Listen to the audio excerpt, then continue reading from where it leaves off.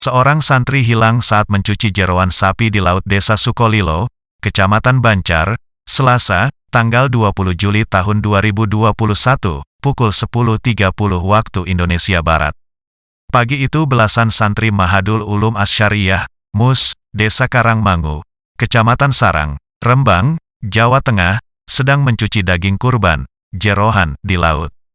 Kini santri yang berinisial MR, 16, Desa Waleran, Kecamatan Grabagan, Tuban itu dalam proses pencarian oleh tim gabungan.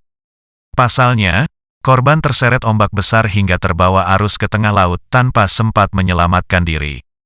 Yudi menjelaskan, begitu mendapat laporan adanya santri hilang, tim SAR mendatangi lokasi untuk melakukan pencarian pukul 13 waktu Indonesia Barat. Namun pencarian belum membuahkan hasil.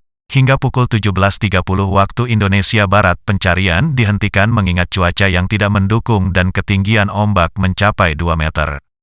Pihaknya akan melakukan evaluasi untuk membuat rencana operasional keesokan harinya.